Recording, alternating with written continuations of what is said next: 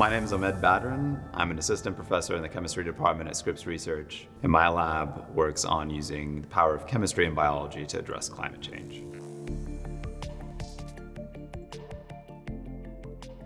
Nature is the best problem solver we know of, which is why we find life in every corner of our planet. But now, as humanity continues to prosper, our impact on all of those environments is clear.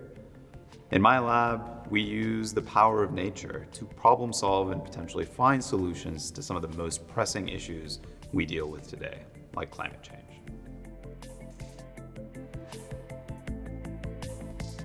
In my lab, we're trying to develop biologically driven strategies to address climate change.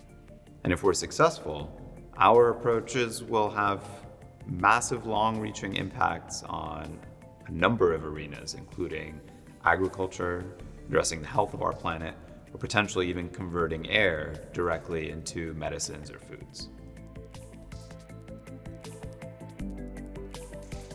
I'm excited to tell people about the work that we're doing here at Scripps in the area of sustainability and how we're using tools and resources that have been historically devoted exclusively to making new medicines or drugs, but also repurposing them now to address these global level issues to make our lives and the lives of future generations better.